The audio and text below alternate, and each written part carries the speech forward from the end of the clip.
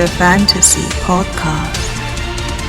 News, reviews, and interviews from the world of myth and legend. With your host, Oliver McNeil.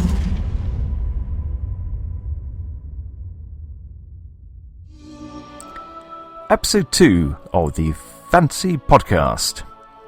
Hello, I'm your host, Oliver McNeil, and in today's episode, I'm interviewing Ian Livingstone.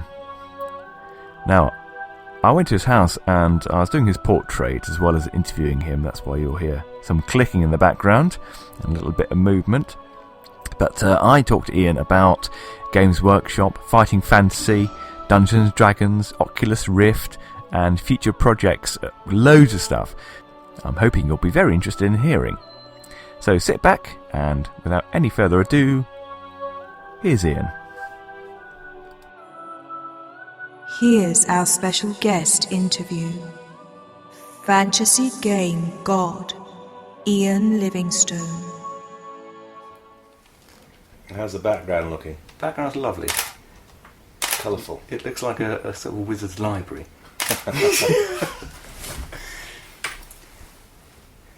For our audio listeners, how many games have you got here? They're all board games, aren't they? There's over 1,000 board games in this room, and hundreds of video games, and all my Final Fantasy game books, and multiple foreign editions. That's kind of nice, actually. Put your hand back there again. That's it. And what's your favourite game? That's a bit like saying, what's my favourite child, and I've got 4. It depends. It depends on multiple things, basically. Whether it's whether you've got lots of time to play or little time to play, how many players. Favourite role-playing game, then? Well, let's look to the board games first. I have a number that I really enjoy, like Small World, Ticket to Ride, Jamaica, Caelus, Agricola. They're pretty good for starters. Role-playing games has to be Dungeons & Dragons. The first one I ever played, it's so close to my heart. We were great friends with Gary Gygax, who sadly passed away a number of years ago. They were very formative years, obviously, for a workshop, through Steve, Jack and I, going through this incredible business of role-playing games and Final Fantasy books together, and yeah, it's been quite an adventure, so D&D will always be the favourite. Whether it's the best is immaterial. For me, it's easily the favourite. I actually really enjoyed the Warhammer role-playing game. Yeah. I found that really kind of fun. I like the world. Well, clearly Warhammer is very important to me because it replaced D&D as Games Workshop's premier brand. But its first love was D&D. Mm. So you can just look off towards your dragon. Which is beautiful. Can you tell me a bit about the dragon? The dragon, Penguin Books gave one to Steve and I each for when we passed, it was either 10th anniversary or 10 million books sold. I can't remember which. Wow. So what characters do you normally play?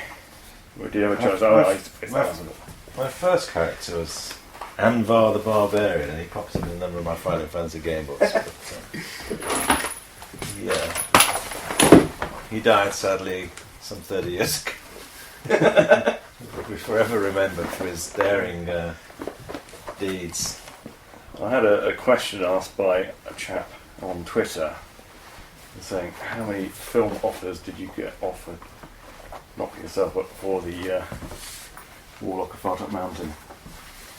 I can tell you that. I'm happy to tell you how many film offers we got.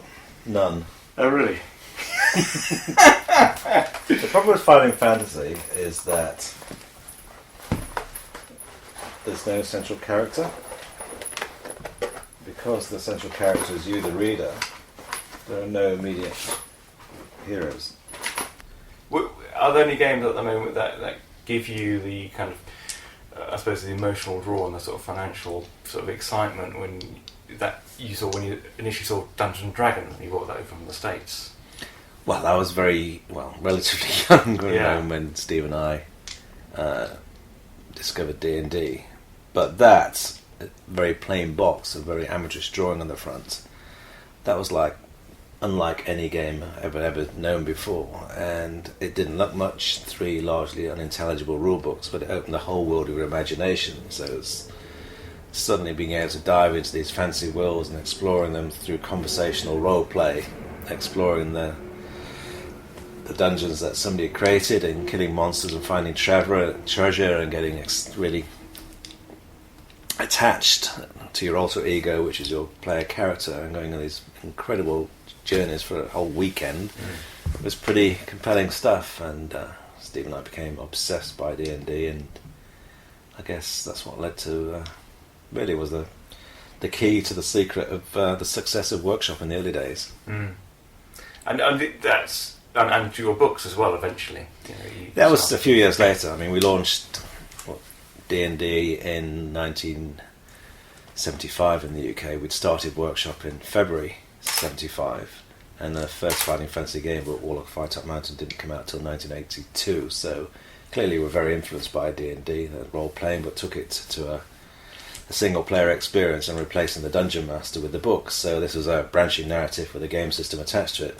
But obviously it was unlike any other traditional book that had been published previously, because rather than being a straightforward linear narrative where you may or may not relate to the hero, here was an opportunity for you, the reader, to be that hero, and the adventure went according to your decisions. So that was quite different. And there was a game system. Of course, everybody cheated, but we didn't mind that, yes, as long as they enjoyed getting through the book. And when they failed, they wanted to try again. So it was incredible to see the furore and joy that these books brought to a generation of kids in the 80s. In fact, now we find out we're kind of responsible for getting a lot of kids reading and getting a lot of people to join the creative industries, getting a lot of people to join the video games industry, that they were very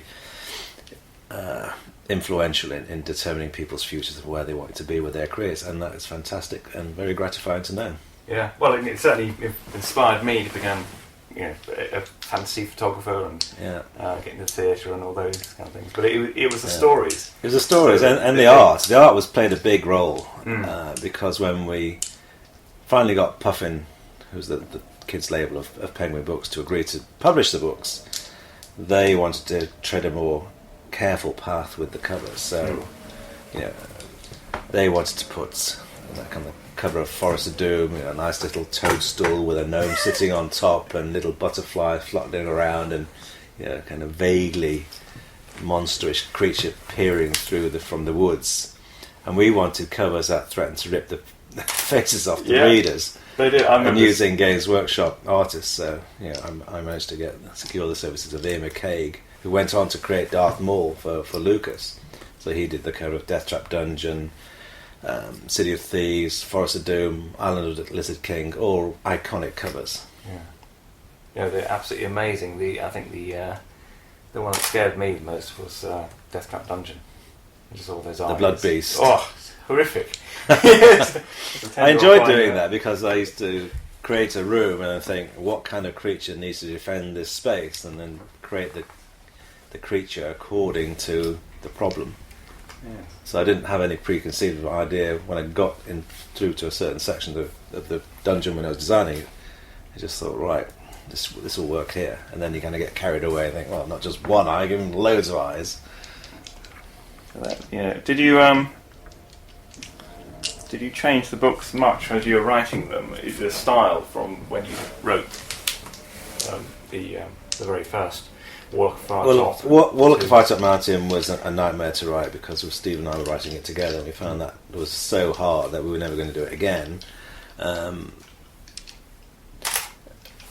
For a start off, how do you hand over a book that's interactive? It's not like handing over a linear narrative. This is branching narrative, so there was multiple options going on, and say, okay, have this lot. So we ended up with, I wrote the first half of the book up to the river, and Steve wrote the second half of the book to the end, including the maze that everyone used to get stuck in.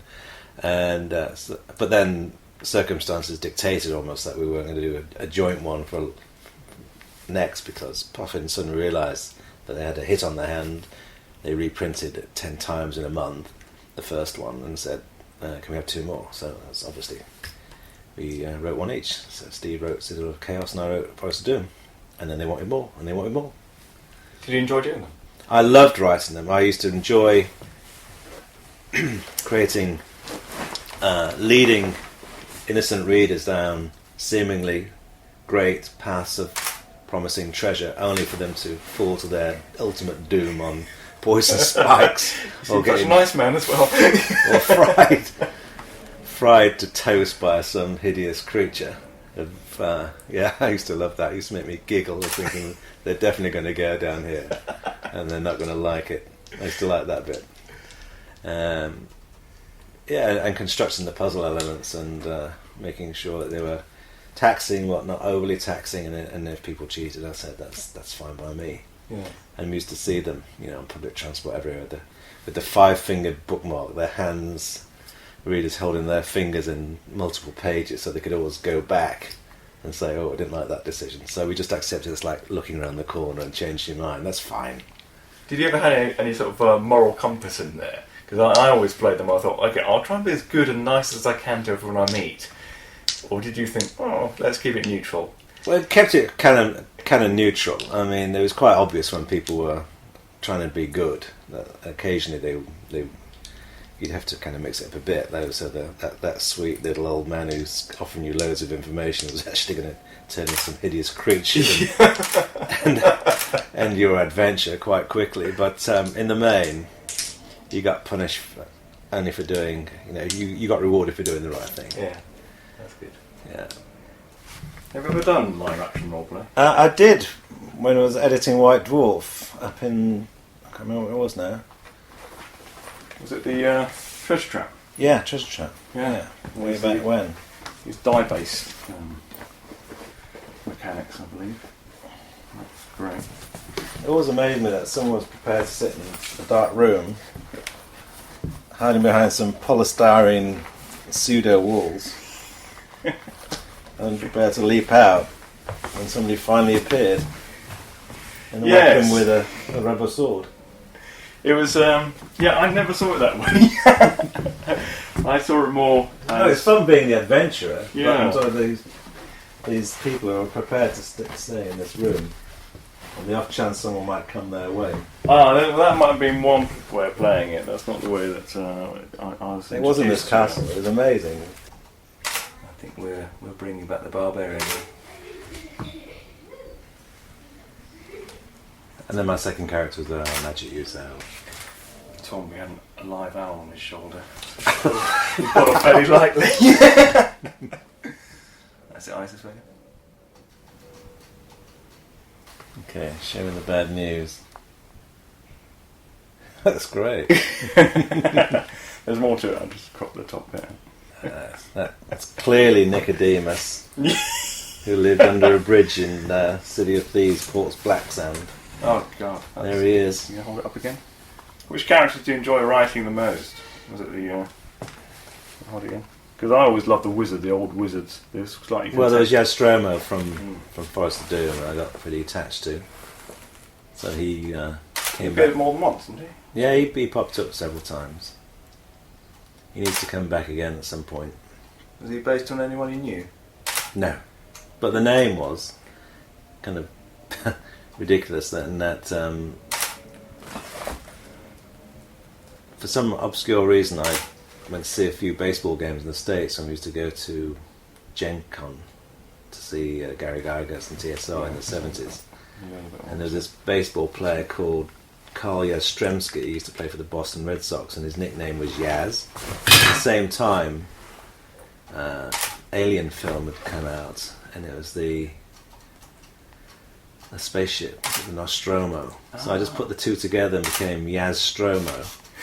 And that's how the Wizard of Forest Doom got to get his name. There you have it. Did you have any other characters that you found through baseball? No others through baseball. What about any sort of based on... You spend hours trying to make them to sound really bad, because most of the characters you meet in the books are terrible, so they've got to sound like death or doom or something, so something that implies malignant things happening to people. Do you think you'll write any more? Yeah, definitely. we've promised the world, if the world wants it, that we'd definitely write one for the 40th anniversary, which would be in 2022. So we've got 7 years left to do it, and at our age it'll probably take that long. Yeah. Do you think that would come out in the same way? In book form? Definitely. Even if you only sell one copy, it's got to come out as a book, because that's the legacy and the heritage of it. Yeah. If 99% of sales are digital, so be it. But as far as I'm concerned, it has to be in physical book format first. Well, that's just the next. Chainmail is bad enough. God knows what it's be like to be wearing plate mail. Yeah, I've got. I mean, this stuff is wonderful. It's armour. It's made by a UK company. That's good. They did all the sort of Clash of Titans and. Oh, did they? It looks great. It's very it? Cthulhu-esque. Yes. I mean, they will. And RuneQuest was a great game to run about role-playing games. Which you have up there as well, I believe. Yeah. Of course you have it up there. Well, we published it under license, and the cover for that, which I've got in my other room, was also done by Ian McCaig for the UK edition. So, what are you working on at the moment? I'm working on a couple of things. One with Steve, a games project. Working on also a range of Fighting Fantasy miniatures. Wow. Can you tell us what the I can show you project those. with Steve is? I can't, no. Okay. But it's exciting. Yes, it is. Can you say when it is a game? It's a game, yeah. And what's Steve? there's no point. I don't want to announce it until that's until fine. we've got something to announce. No, really. that's fair enough. Steve, he's a professor of games design at Brunel University. He does a lot of our looking after the rights for Fighting Fantasy around the world, because it's still very popular in many countries. So that needs servicing that, and he's very kindly does most of that. He's got various design things going as well. But I'm doing a multitude of things. I've applied to open a free school, so that's taken up a huge amounts of time. I've been doing some documentary stuff with the BBC. I was appointed the Creative Industry Champion for Biz by Vince Cable last year, so I'm promoting the various creative industries around the world. I'm going to Shanghai in a couple of weeks on the great festival of creativity there. I'm also the Digital Skills Champion for DCMS, so I was very much part of the campaign to put computing on the national curriculum to turn kids from being consumers of technology to creative technology, and enabling our great creativity to be for the digital age. So I'm working with Madoki and Playdemic and Playmob and other games companies, trying to get them to the next level in the digital space. And writing a couple of reports. So I'm mega busy, but love it. I mean, I don't want to retire. I don't think I'll ever retire. I want to do more games creativity in many senses, because that's what gets me out of bed. For me, there's no difference between working and playing in the games industry, because I was very fortunate to be able to turn my hobby of playing games into the business of making them. So if I have to do a whole weekends on something related to games, that is absolutely not a problem. The same way it was my hobby, I'd happily do it at weekends. So I've been very, very lucky. And which form do you think games are going to really kind of take off in the next sort of 10 years? Do you feel like it is going to be mobile platforms, or do you think there'll be something else coming along? Well, with video games, there's a whole arc of delivery platforms now. So you've got the high-end consoles, Xbox One and PlayStation 4, on which these graphic intense, cinematic Hollywood experiences, interactive experiences take place. And then there's all the PC gaming, and then there's mobile devices, and a plethora of other games devices. That's great to see. I don't think one is going to be at the expense of another. I think mobile will sit alongside console and be additive to the market in the same way as that Hollywood sits alongside YouTube. YouTube allows people to put different types of content out there, and the same way mobile and casual games allow small teams to express themselves, iterate and move on and do their own thing, and some of those have become very, very successful. And these are very exciting times because of technology, and all the traditional gatekeepers of the physical world, where you used to have to estimate box products which sold at a premium price at retail and build inventory, all those things that kept so many people out of making games are no longer there, stopping people, because they can get to market through high-speed broadband. They can reach global audiences. So this is a fantastic opportunity for anybody who wants to get into the games industry. But no, everything does have to change fundamentally, doesn't it, when you're working with technology and the arts? Because as phones change and oh god, there's one. These are such exciting times. I mean, technology is just driving incredible amounts of change. You know, we're exponentially reliant on technology. That's why I've been so keen in lobbying for computer science to be put on the school's curriculum as an essential discipline, because for me, coding or computing is a foundation subject now, is equally as important as maths and English almost. It's a discipline that all children born into the internet need to have. God, absolutely. I think the thing I'm most excited about at the moment is virtual reality. Yeah. And mobile phones and the cloud computing. Yeah. Well, those three together. What about 3D printers? Do they excite you? Less so.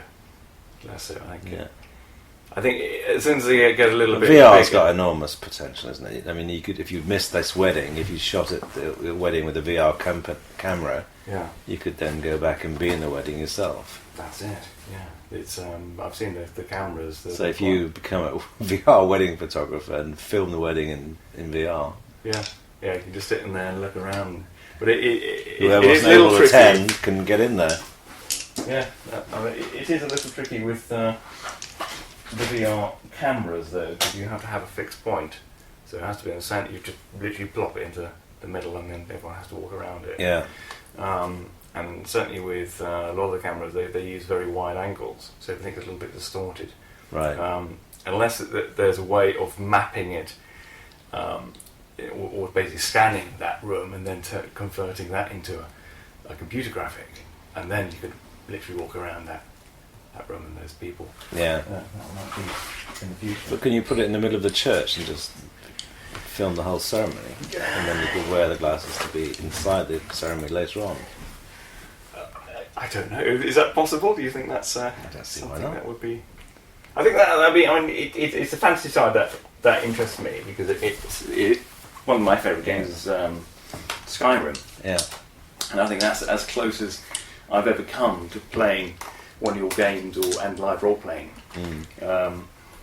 It's a phenomenal. Have you played it? Yes, I've played Skyrim. It's a fantastic game.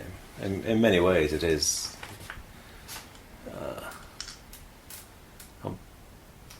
a Final Fantasy game, but with fantastic technology. Yes, it is. Yeah, and I think we can make a VR version of that. Yeah.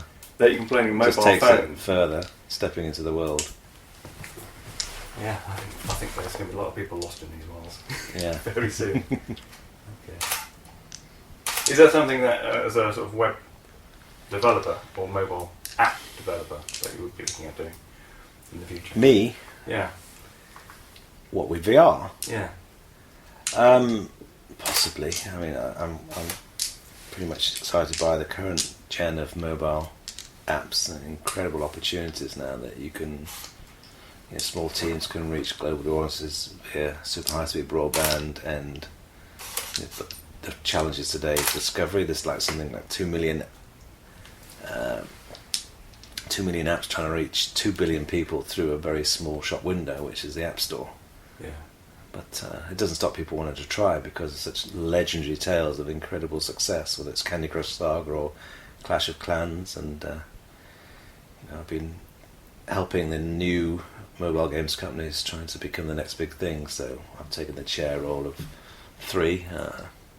In fact, today a new game launched from Playdemic called Gang Nations. So you imagine Pixar meets GTA with a very stylized game played at mobile, so you can tap people all around the world and join clans and battle it out. Another game from Madoki called Plunder Pirates, having great success, 5 million downloads in a few months. So they're exciting because small teams can make things happen. It's like the second golden age of games now, because during the hiatus of the console area, it was taking huge teams, 200 people, 3 years to make the next visually interactive cinematic experience like Hollywood.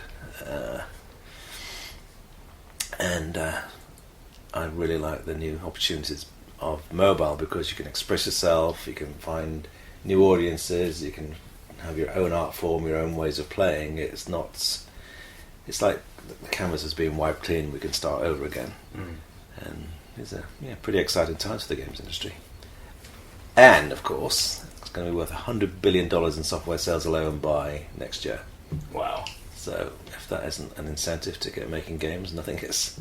And touching upon what we talked about earlier with the Oculus Rift and sort of VR, have you had a go with it? Yeah, I've played.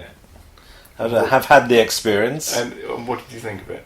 Well, the new ones are incredible, because I was a bit suspicious or wary of motion sickness and not enjoying it. But the latest iteration of Oculus is an incredible experience. I think it's going to be mega influential in the way we experience not just games but the world. And it might not necessarily be the future in games, but it will be certainly one of the big futures in games. Total immersion. And I know that they've got iCardboard, where you can get your mobile phone and then create your own style. Yeah, I've tried that as well. There's one we get at the BBC and a plane going across. I mean, it's the difference between a Mini and a Rolls Royce. Oh, right, okay. Well, but maybe the two will converge. Yeah. Maybe there'll be phones that will design... We're only at the starting point, and the games industry is constantly in transition because of advances in technology. There's no other entertainment medium in where there's not such dynamic change as a result of technology, because linear broadcast or linear display of entertainment is relatively fixed. You get better production values, maybe CGI added to movies, etc., but interactive technology in gaming is constantly changing, and with change comes opportunity but also challenge. And with Facebook now creating their Oculus Rift devices. Yeah, well, Facebook bought Oculus, so they've got a mighty powerful partner behind them. So maybe that the social part of that will be quite integral. So you can meet all your friends online or in the virtual world. The thing is, we don't know, and that is very exciting. Where it's going to all end up. But I'd love to come back in 100 years, see where games are. Yeah, God. So do you have much sort of connection with what's happening with sort of Tomb Raider now? Only now as a bystander, really, like a father who's seen his child leave home and watching her happily from the sidelines. And not that I created Tomb Raider, I think, but I've guided Lara through her life, most of it, and now she's doing her own thing, which is good to see. Yes. Well, you have 3 full-size, pretty more than full-size, life-size models here. I have, yes. Yeah, it was great, and we were very lucky also to have the opportunity to license the IP to Paramount Pictures to make 2 very successful movies, and also obviously got the chance to meet Angelina Jolie on the set of Pinewood, and she was amazing.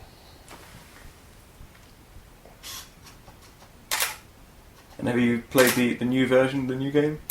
Yes, it was a prequel rather than a sequel. That was a decision to go, rather than just add on more at the back end to see how Lara became a Tomb Raider, but still maintaining the pillars of the game in puzzle solving, exploration, and seeing how she turned from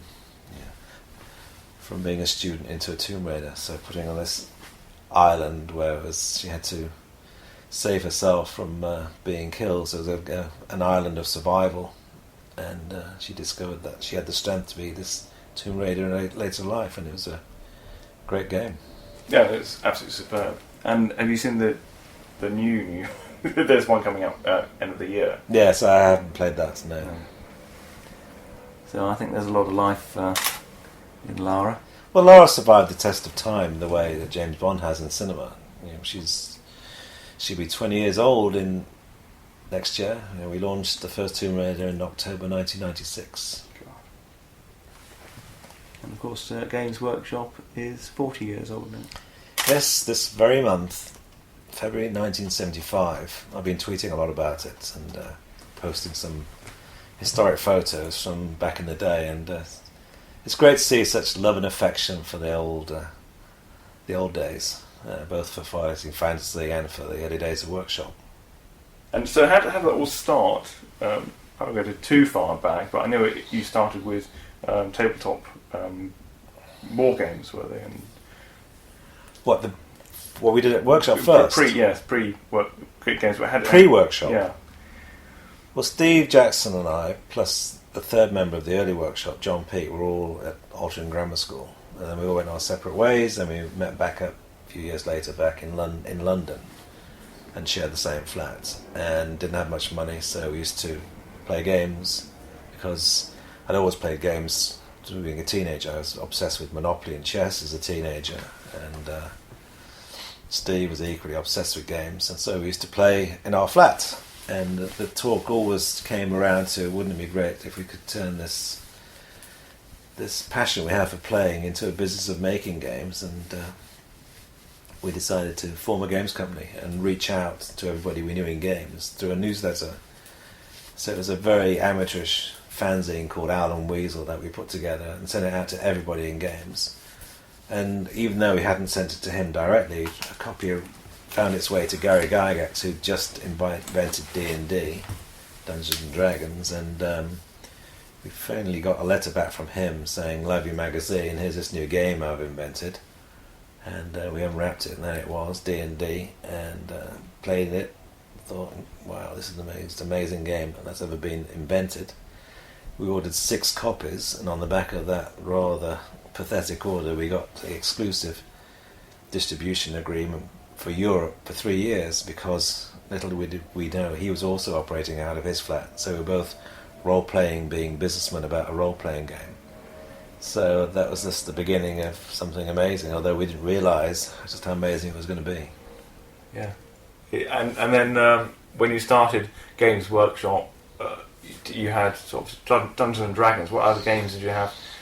Well, we started off, as I said, with traditional games. The first couple of months of Workshop, John Peake was a craftsman by hobby. He was actually a civil engineer, but he was a very good craftsman, and he used to make backgammon boards and go boards and worry boards, and I used to go out and sell them, and Steve would do all the admin and invoicing.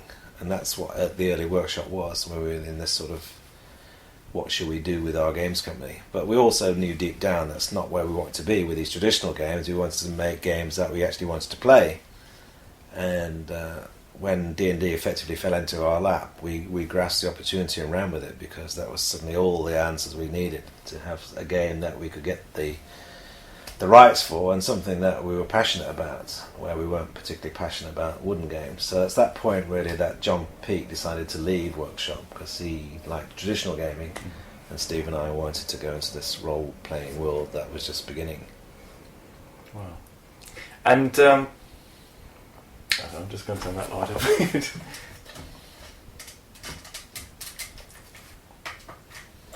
Was it successful from the start? I saw the photograph of everyone queuing outside. No, the first shop didn't open until 1978, which was some 3 years later after we'd started Workshop. The first few years were terrible, actually. We didn't hardly have any money. We had to finance all the business out of cash flow. We were operating out of a flat. There was no phone in the flat. Clearly this was before mobile phones had been invented. So there was a public payphone on the ground floor, and we were on the 3rd floor. Phone would ring. It was always going to be a telephone order for us. Our landlord at the time was on the ground floor. He'd always get to the phone before us. And we get down halfway down the stairs and it groan as we heard the phone being picked up because we knew it'd be for us, and he'd kind of hang up on the people pretty quickly.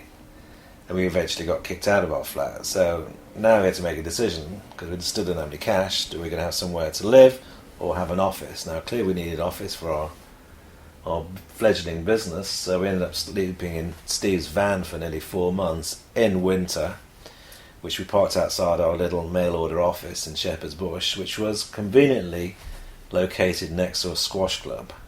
So we joined the squash club.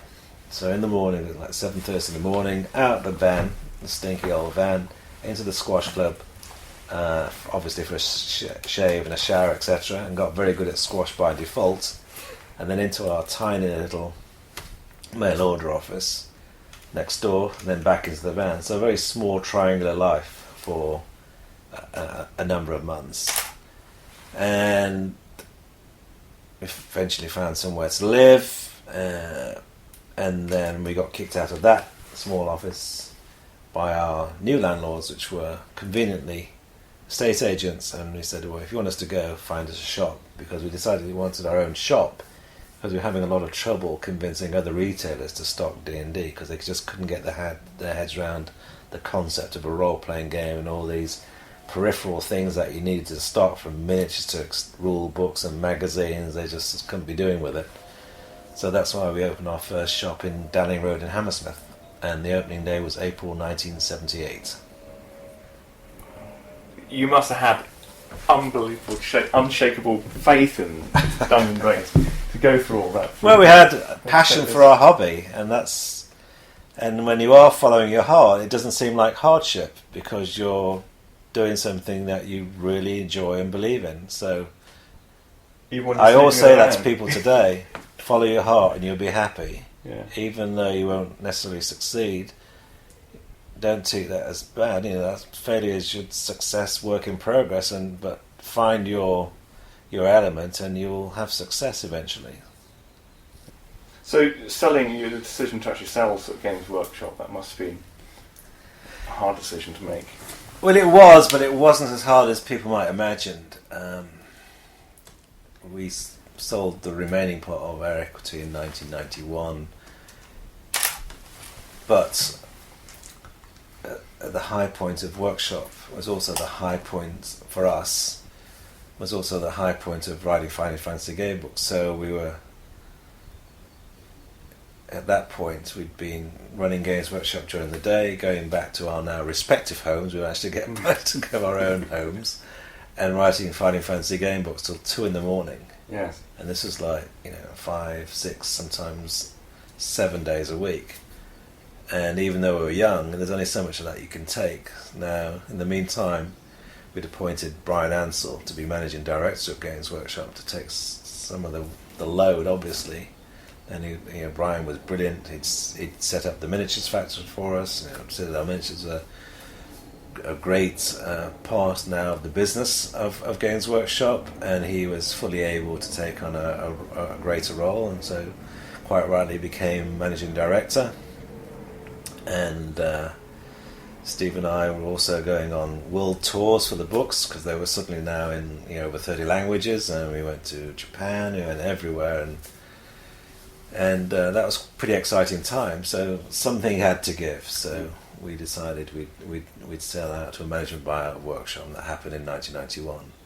Also, I'd seen how video games, what those days called computer games, were really taking a hold, and I fancied my chances of jumping ship to another medium. Because in 1984 I designed the very first computer game for a startup company called Domark. That game was called Eureka, and when I sold out of Workshop, I joined the company, and that company then metamorphosed into Eidos, which we ended up launching on the London Stock Exchange in 1995, and of course Eidos is best known for launching Tomb Raider in 1996. So what stage was it when you left Games Workshop? What were they producing? There's probably some... Yeah, Warhammer was flying by then. The miniatures were selling incredibly well.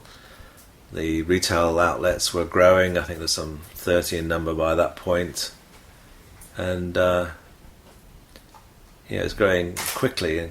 But growing companies in order to scale, need large amounts of capital. And so it was only a question of time before they had to go to the public markets to enable the company to scale quicker than was possible out of cash flow.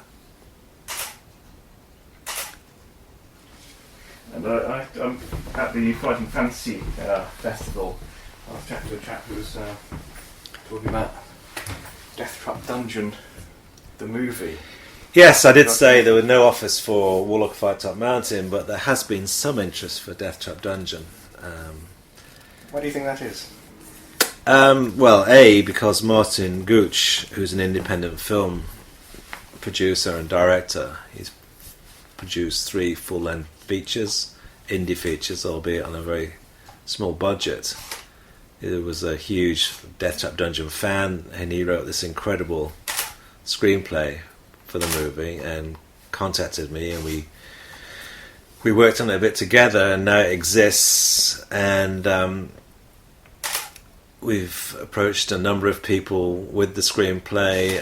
There's I can't really name who it is, but there's someone interested in maybe getting some seed funding for us to take it to the next level and try and get some distribution partners, and let's see if we can get this thing made. Why Deathtrap Dungeon? Well, it's the archetypal dungeon crawl, which has never been done in cinema before.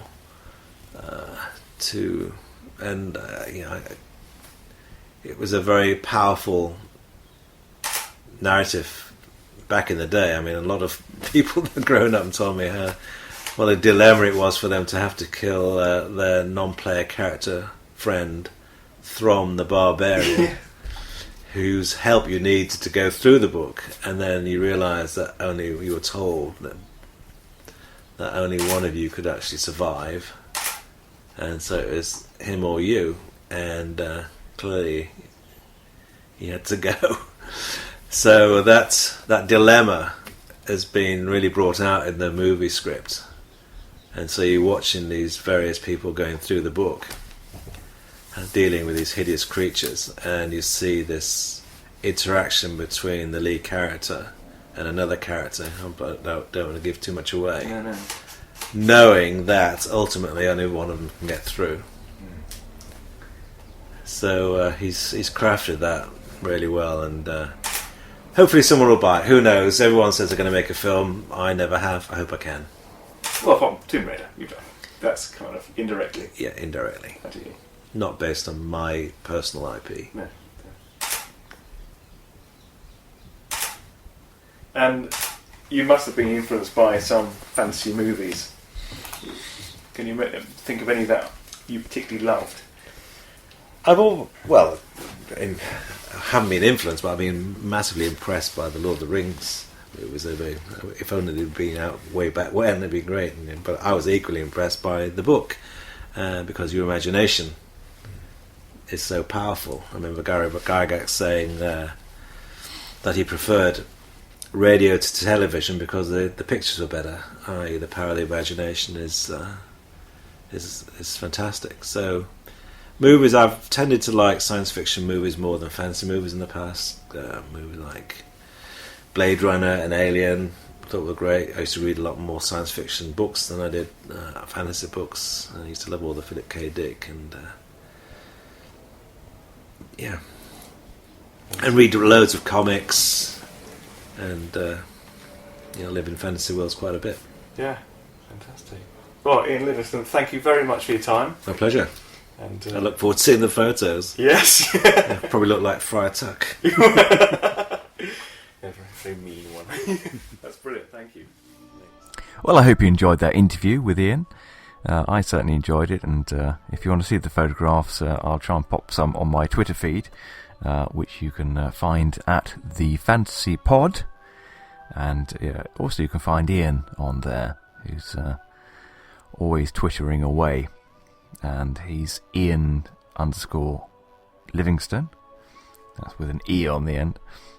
Thank you for listening to the Fantasy Podcast. Don't forget to subscribe. We want to hear from you. Find and follow us on Twitter at The Fantasy Pod.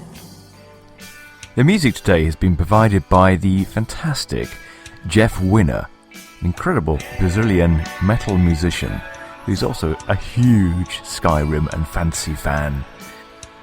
And to play you out now, here's Angels Calling.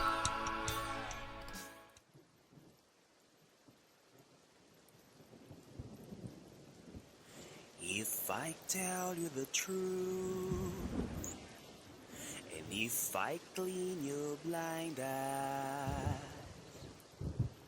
the story you know is the same. You wrote the law. He's the king of all.